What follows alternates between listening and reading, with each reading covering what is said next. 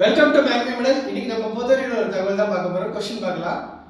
எந்த சட்டம் மாகாணங்களில் இரட்டையாட்சியை ஒழித்து பிரிட்டிஷ் ஆட்சியின் போது மாகாணம் சுயாட்சி அப்படிங்கிறது வழங்கப்பட்டது அப்படின்னு பார்த்தீங்கன்னா ஆப்ஷன் ஏ இந்திய அரசு சட்டம் 1935, ஆப்ஷன் பி இந்திய அரசு சட்டம் 1919, ஆப்ஷன் சி இந்திய கவுன்சில் சட்டம் 1909, ஆப்ஷன் டி இந்திய சுதந்திர சட்டம் 1947 கொடுத்துருக்காங்க.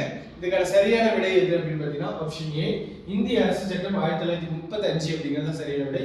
மத்தியில் வந்து பார்த்தீங்கன்னா இரவை சட்டமன்றம் அப்படிங்கிறதும் கொண்டு வரப்பட்டது இந்த சட்டத்தில் தான்.